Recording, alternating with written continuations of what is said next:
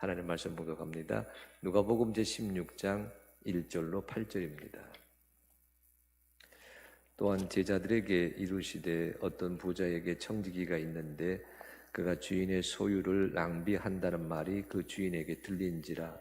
주인이 그를 불러 이르되 내가 네게 대하여 들은 이 말이 어찌 됨이냐.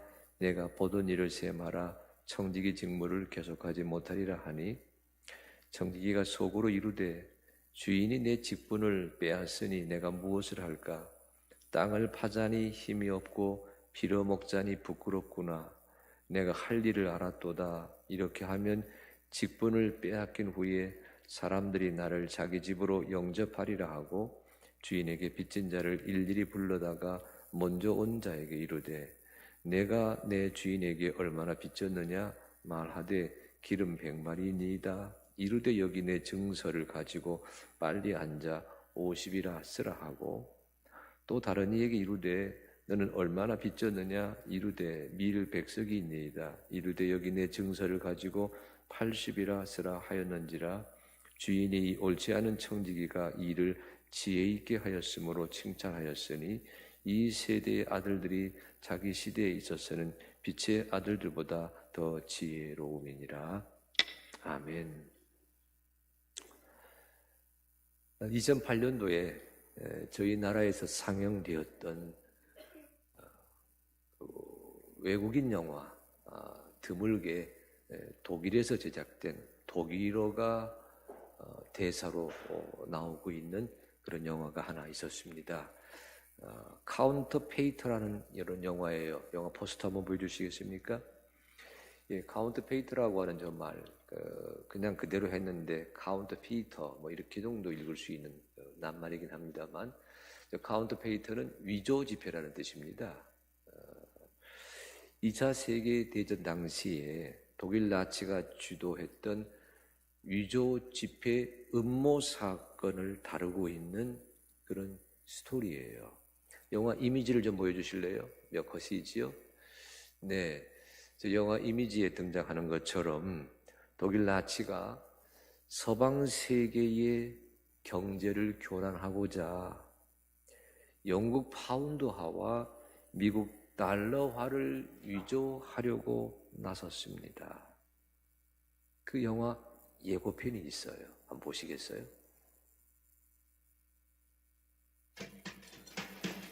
Monsieur Sorowitsch, Mr. Leider um eine Anzahlung bitten. Charlie Sorowitsch, der charmanteste in ganz Berlin. Sagen Sie Russe? Hoffentlich kein Kommunist. Ich brauche einen argentinischen Pass. Sie haben Glück, dass Sie einen argentinischen Pass wollen. Heimat des Tango.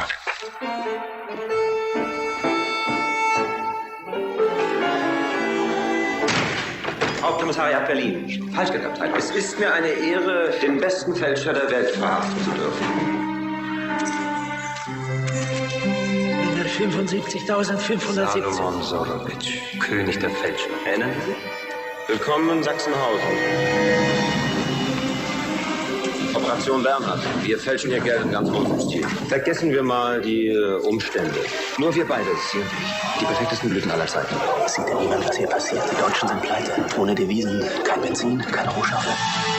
Wissen Sie, Sorowitsch, jeder ist sich selbst der Nächste. Das kann ich für alle garantieren, aber bei Ihnen, wenn...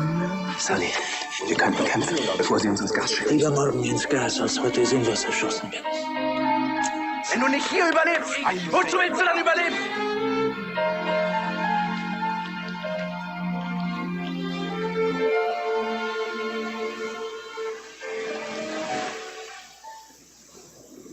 네, 여러분 저 카운터페이터라는 영화가 인터넷에 공개되어 있습니다.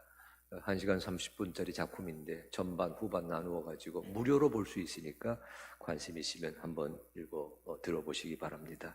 제가 말씀을 준비하면서 저 작품을 한번 살펴보았을 때 1942년부터 1945년까지 있었던 실제 일이었구나, 역사의 그 뒷자치를 새삼 배우게 되었습니다. 그때 아우슈비츠 등에 갇혔던 유대인 140명, 많은 유대인 가운데 위조하는 일에 타고난 재능을 지녔던 위조된 그림을, 위조된 돈을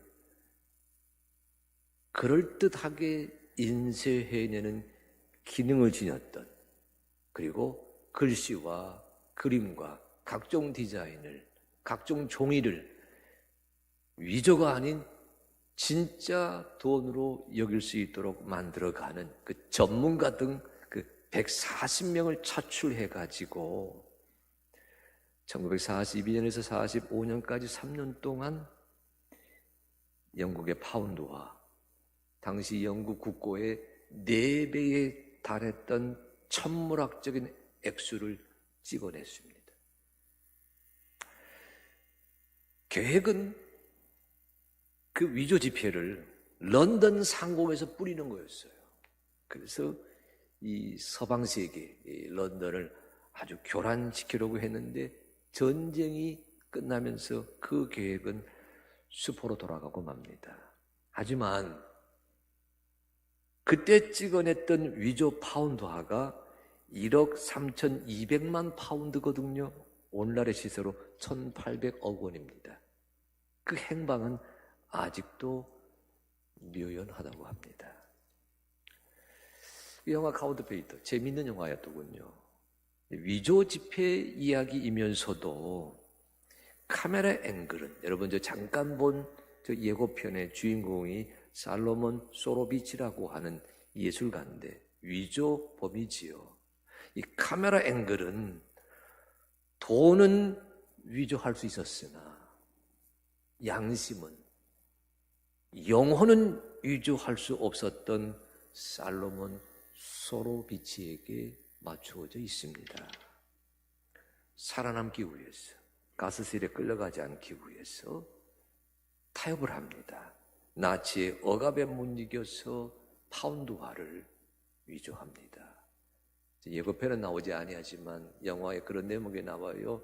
이들이 만든 돈다발을 가지고 영국 런던 중앙은행에 그 돈을 입금했습니다.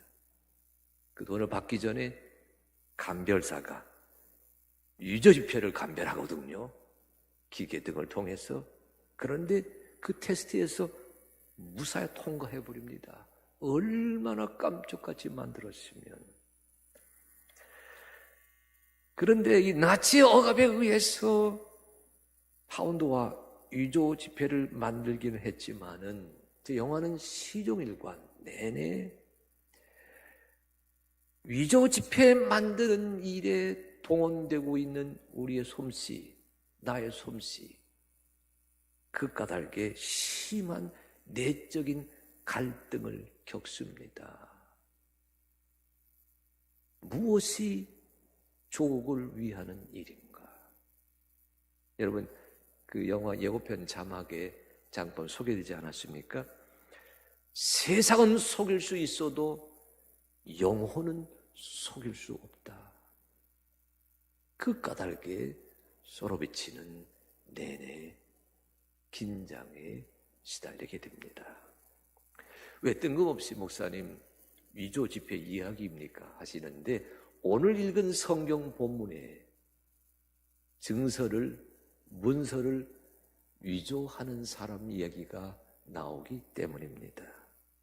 오늘 읽으신 성경 본문은 흔히 청지기 비유라고 불리거든요. 옳지 않은, 정직하지 못한 청지기 비유, 그렇게 이해됩니다. 본문은 이렇게 시작하거든요. 16장 1절, 어떤 부자에게 청지기가 있는데 그가 주인의 소유를 낭비한다는 말이 그 주인에게 들린지라. 청지기는 여러분 아시는 것처럼 다른 사람의 재산을 관리해주는 그런 인물이지 않습니까? 그 청지기가 되었다고 하는 것 자체가 그 사람의 됨됨이, 그 됨됨이가 얼마나 신실하고 얼마나 정직하고 얼마나 수완이 좋은지를 대본에 드러냅니다. 청지기가 되었다고 하는 것은 그 사회, 그 기존 제도의 틀에서는 인정받았다는 뜻이거든요. 그런데 오늘 본문 이야기는 16장 1절 보십시오. 그가 주인의 소유를 낭비한다는 말이 그 주인에게 들린지라. 청지기를 소개하면서 그 다음 대목은 곧장 그가 주인의 소유를 낭비한다는 소문이 주인에게 들렸다고 하는 구절로 이어집니다. 소문이 났어요. 소문이 퍼졌어요. 주인의 재산을 낭비한다, 청지기가. 얼만큼 낭비했는지 우리 몰라요. 어떤 방식으로 허비했는지 알 길이 없습니다. 주인의 재산, 무엇을 손실나게 했는지 알 수가 없어요. 다만 성경 본문이 말하고 있는 것은 그런 소문이 그 주인에게 들렸다라고 하는 사실입니다. 여기 들렸다라고 하는 이 단어, 우리말에서는 들렸다라고 되어 있는데요. 여러분, 이 말은 여러분 신약성경에서 아주 유명한 단어 하나가 있어요. 악마, 사탄을 지칭할 때 이 단어가 씁니다. 보여주실래요? 디아볼로스. 이 디아볼로스라고 하는 이 말을 동사형으로 쓴 단어예요. 다시 말해서 기소되었다는 뜻입니다. 조금은 억울하게, 조금은 참담하게 기소되었다. 마귀가 선한 사람을 낚으려고 하듯이 이 청지기가 지금 기소당했다고 하는 사실이, 그 말이, 그 소문이 그 주인에게 들렸다라고 하는 말로 이어지고 있거든요. 그러니까 오늘 성경 이야기의 이 청지기는 실력을 인정받았습니다. 성품을 인정받았습니다. 됨됨이를 인정받았습니다. 수완을 인정받았습니다. 하지만 자기를 고용한 주인과의 관계에서 그 신뢰가 깨트려지는 위기 상황을 맞이했습니다. 청지기는 신뢰를 바탕으로 살아가는 직업이거든요. 자, 그래서 이런 말이 들렸습니다. 16장 2절입니다. 주인이 그를 불러 이르되, 그 소문을 들었으니까 주인이 그를 불렀습니다. 맨 처음 불렀습니다. 그 다음 보세요. 내가 내게 대하여 들은 이 말이 어찌 됨이냐. 우리 성경에 이 말이 어찌 됨이냐. 내가 보던 일을 셈하라. 소문이 어찌 된 님이냐. 내가 보던 일을 셈하라. 우리 번역 성경에는 보던 일을 셈하라라고 되어 있지만 여기 일이라고 하는 이 우리말 번역은 원문에서는 장부라는 뜻이에요. 여러분 잘 아시는 헬라어 로고스라는 단어가 들어있습니다. 다시 말해서 내가 보던 회계 장부를 가지고 와서 너와 내가 한번 검토해보자, 계산해보자, 검증해보자, 조사해보자, 감사해보자, 이 말이에요. 그런데 곧장 이어지는 말이 뭐지요? 청지기 직무를 계속하지 못하리라.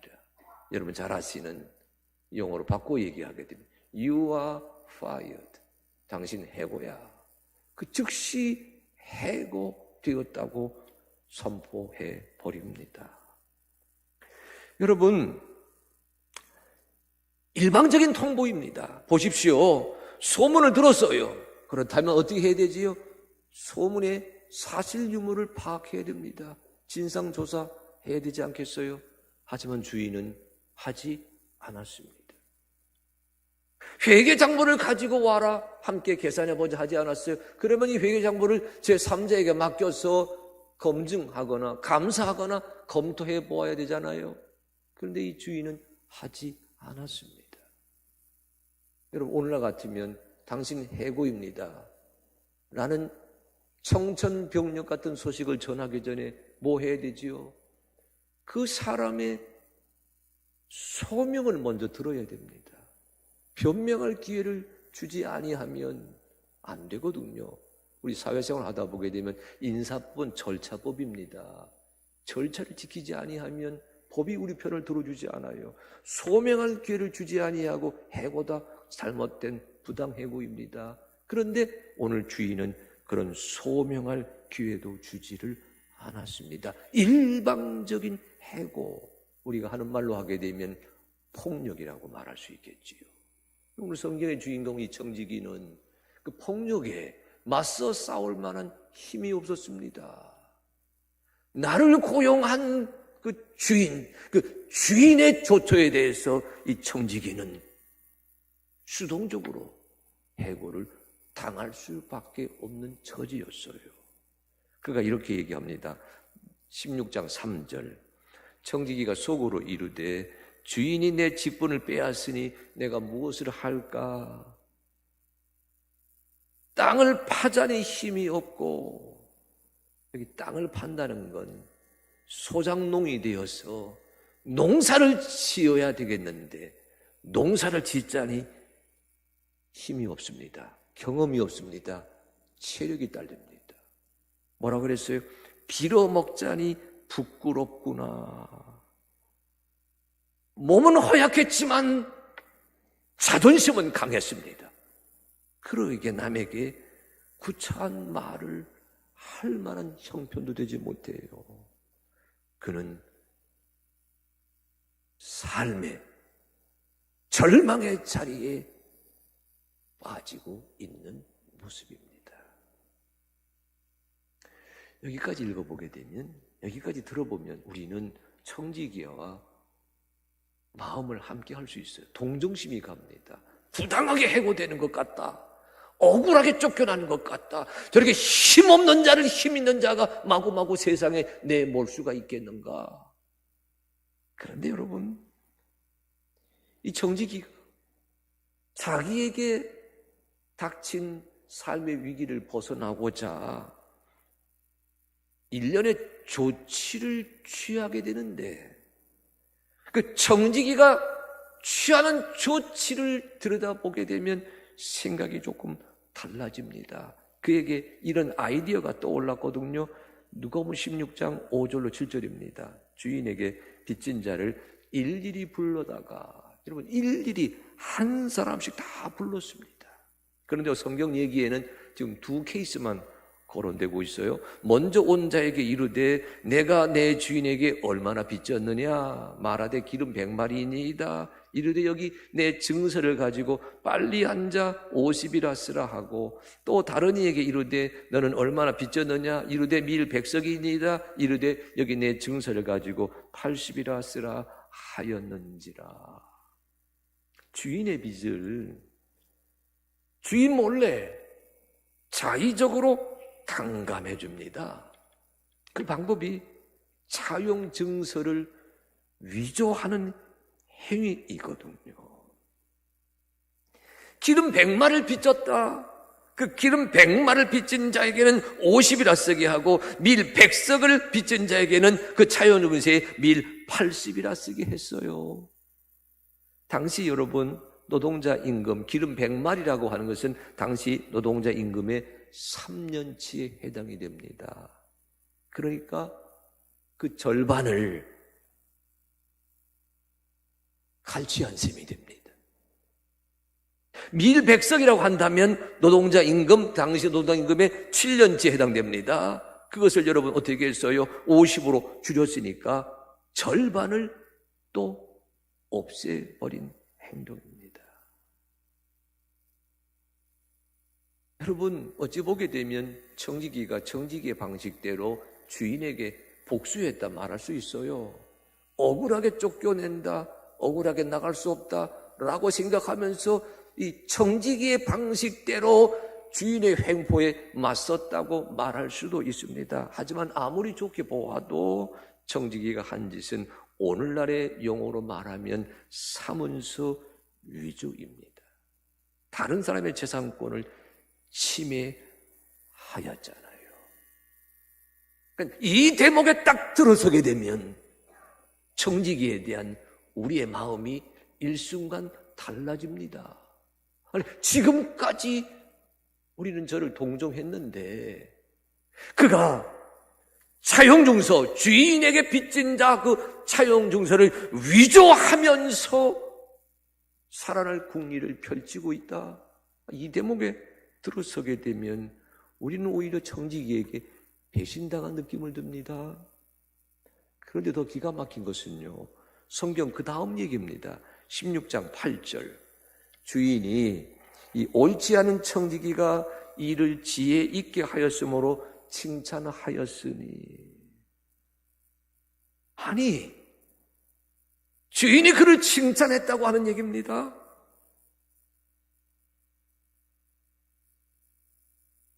주인의 재산을 낭비한다는 소문만 듣고서도 그에게 정당한 절차를 따르지 아니하고 해고 통지를 보냈던 사람이 어찌 되었어요?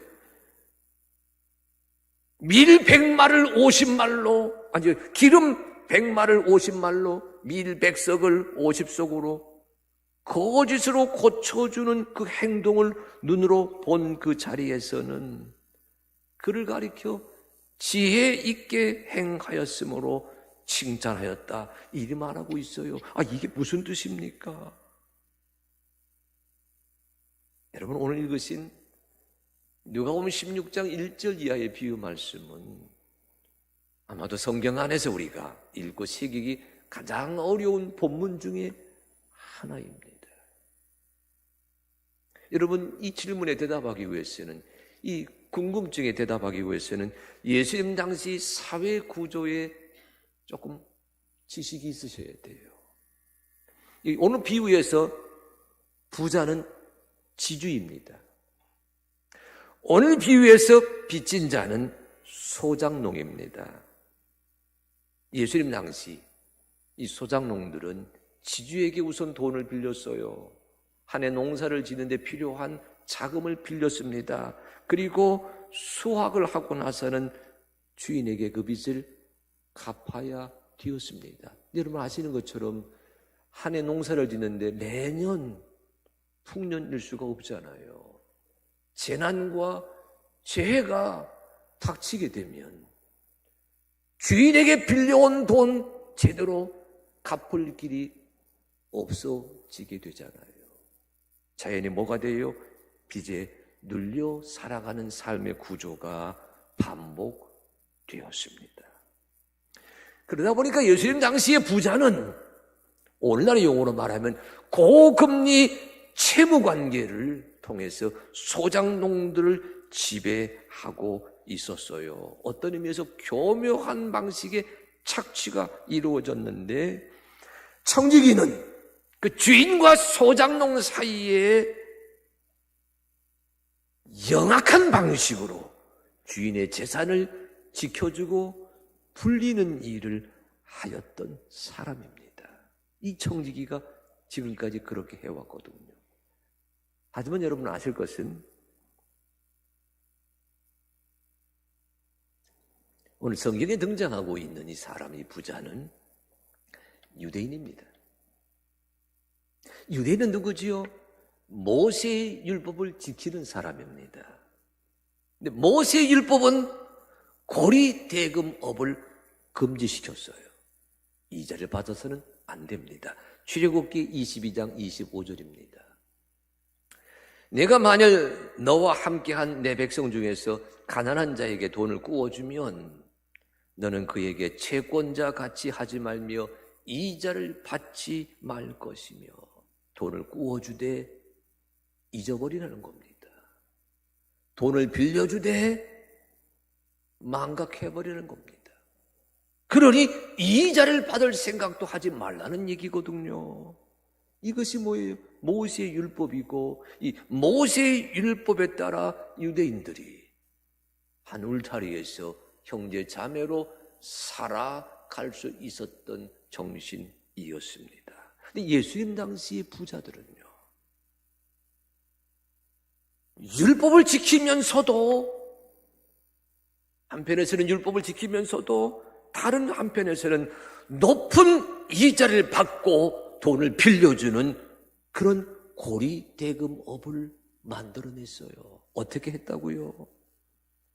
돈을 빌려줄 때 원금에다가 그가 받아야 될 이자까지 원금으로 포함해서 차용 증서를 쓰게 하였습니다. 기름 50말 빌려주면서요, 차용 증서에는 원금을 100말로 쓰게 했어요. 밀 80석을 빌려주면서 차용 증서에는 원금을 100석으로 쓰게 하였습니다. 이렇게 하면 겉으로 보기에는 뭐지요? 율법을 지켰습니다. 그러나 속으로는 어떻게 돼요? 높은 이윤을 그때그때마다 챙겼지요. 이 부당한 실무를 누가 담당했어요? 청지기가 담당하였습니다. 이것을 알게 되면 오늘 부당하게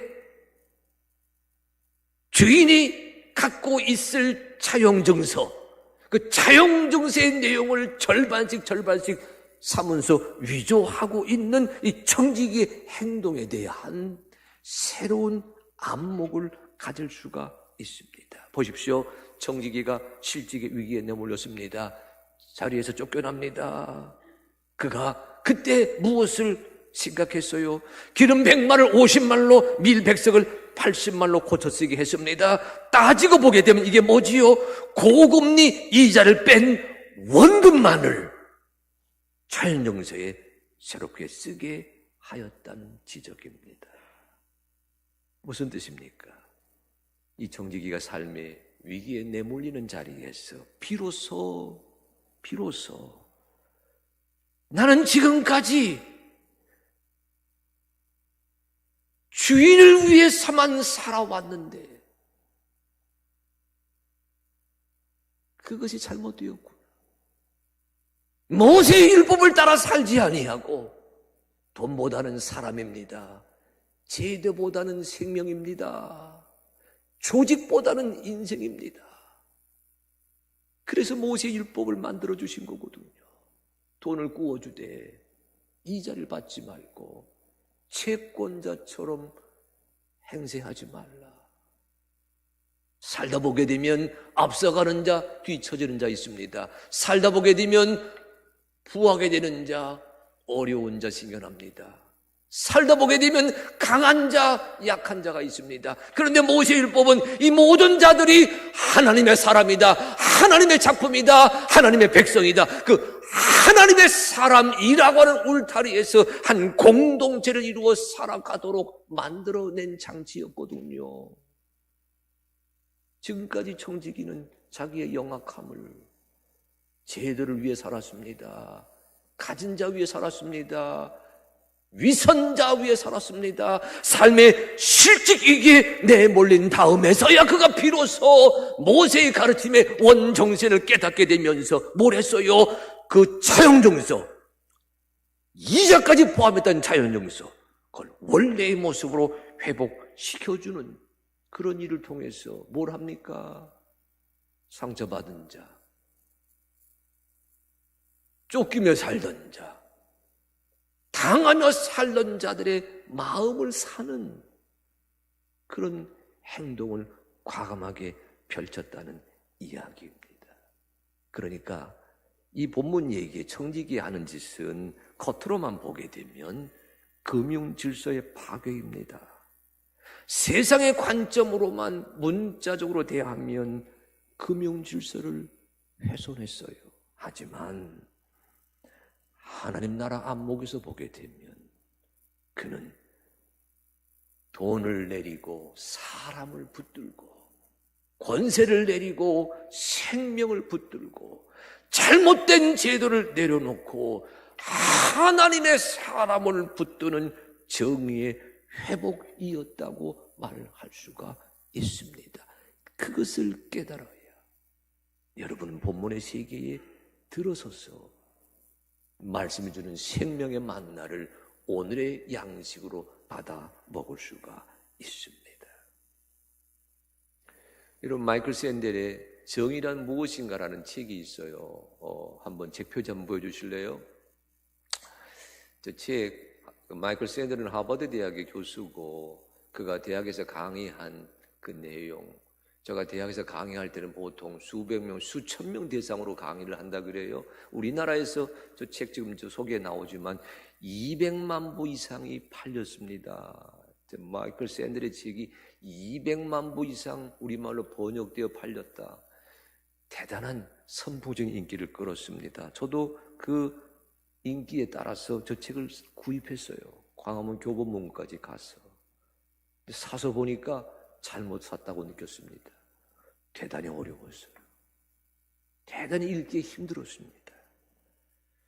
저 책은요, 펼쳐보니까 수없이 많은, 우리가 살면서 경험하는 수없이 많은 딜레마, 모순, 갈등을 정의를 판별하는 케이스, 사례로 소개합니다. 그러면서 사례별로 무엇이 옳은 행동이지, 무엇이 정의지, 무엇이 바른 판단이지, 그것을 묻고 스스로 대답하게 해요. 정의가 무엇인지 말하기보다는 정의에 대해서 꾸준히 사색하도록 요청하였습니다. 이런 얘기가 있어요. 많은 얘기 중에 한 토막인데 미군 아프가니스탄에 파견되었던 미군 부대 얘기입니다. 작전에 나갔습니다. 작전 중에 목동을 사로잡았어요. 체포했어요. 어린아이입니다. 그런데 전쟁 교본에 의하게, 전투 교본에 의하게 되면 목동은 100% 탈레반의 앞잡이기에 즉각 처형하라고 되어 있습니다. 근데 잡고 보니까 어린아이예요. 아주 어린아이. 그러니까 이 무고한 어린아이를 죽여서는 안 된다. 전쟁은 어쩔 수 없이 하지만 전쟁은 군인끼리 하는 것이지 민간인을 다치게 해서는 안 된다라고 하는 그 정의가 있잖아요. 그래서 풀어줍니다. 살려보내요. 그랬더니 이 녀석이 살아나자마자 탈레반에게 가서 미군 부대 위치를 알려주거든요. 결과적으로 미군 부대 전체가 탈레반에게 몰살당하게 됩니다. 그런 케이스를 얘기하는 거예요. 굉장히 많은 케이스 중에 하나입니다. 그런 케이스를 얘기하면서 묻는 거예요. 목동을 어린아이를 살려주는 것이 옳은 행동이었을까요? 아니면 부대원의 희생을 막기 위해서 어린 나약한 목동을 즉시 처결했어야 옳았을까요? 정의는 보는 관점에 따라 달라질 수 있다고 하는 그런 깨우침이 마이클 샌델의 글을 읽으면서 새길 수가 있었습니다. 여러분, 본문으로 돌아갑니다. 정직이의 행동에 다시 주목해 보시기 바랍니다. 보십시오. 여기 이런 말씀이 있어요. 여러분, 이 정직이의 행동에 16장 지금 뭐라고 말했냐면 16장 8절 지금 읽지 않았습니까? 주인이 이 옳지 않은 청지기가 이를 지혜 있게 하였으므로 칭찬하였으니. 이게 무슨 소리일까? 옳지 않은 일을 하였다고 말하자마자 그를 향해서 칭찬했다. 이게 무슨 뜻일까? 여러분, 이 비유의 묘미가 여기에 있습니다. 오늘 성경이 이 청지기를 통해서 말씀하려고 하는 가르침이 여기에 있어요. 청지기는 직장을 잃게 되는 상황에서 뭐예요? 지금까지 살아왔던 기존의 모든 것을 내려놓고 사람을 얻었습니다. 가진 자를 따르고 돈을 따르고 명예를 따르고 세상 가치를 좇으며 살아왔던 지금까지의 청지기 방식을 내려놓고 사람을 위하고 사람을 살리고 사람을 고치고 사람과 더불어 살자고 하는 그 말씀의 기준에 따라서 연약한 자, 천한 자, 가난한 자를 얻는 일에 나섰습니다. 지금까지는 말 그대로 재산을 관리하며 살아왔지만 이제부터는 사람을 관리하며 살아야 되겠다. 여러분, 그 말씀이 누가복음 16장 4절이에요. 이렇게 되어 있습니다. 내가 할 일을 알았도다. 이렇게 하면 직분을 빼앗긴 후에 사람들이 나를 자기 집으로 영접하리라. 따라하십시오. 내가 할 일을 알았도다. 다시, 내가 할 일을 알았도다. 이렇게 하면 사람들이 나를 영접하리라. 다시 합니다. 이렇게 하면 사람들이 나를 영접하리라. 무슨 소리입니까? 그가 할 일이 뭐라고요? 사람을 살리는 일. 그가 할 일이 뭐라고요? 사람을 세우는 일. 그가 할 일이 무엇이라고요? 삶의 무게에 쪼들며 살고 있는 자들, 인생의 무게에 당하며 살고 있는 자들. 때로는 그것이 건강의 문제입니다. 때로는 그것이 돈의 문제입니다. 때로는 그것이 가치관의 문제입니다. 때로는 그것이 관계의 문제입니다. 때로는 그것이 삶의 업적의 문제입니다. 그 삶의 무게에 짓눌러 있는 인생을 바라보면서 내가 할 일이 뭐라고요? 사람을 살려내는 일, 사람을 고치는 일. 제도보다도 사람입니다. 관습보다 사람입니다. 청지기 직분보다 사람입니다. 사람을 살려내는 일에 내가 새롭게 내 일을 펼쳐가야 되겠다. 그것을 보던 그 순간 부자가 깨닫습니다. 아하, 나도 지금까지 돈만 알아 살았네. 나도 지금까지 재산만 알면서 살았네. 나도 사람을 위해야 되겠구나. 나도 형제 자매가 내 옆에 있는 이웃이라고 하는 것을 마음에 품어야 되겠구나. 그것을 깨닫게 되는 순간 이 부자가 하는 말입니다.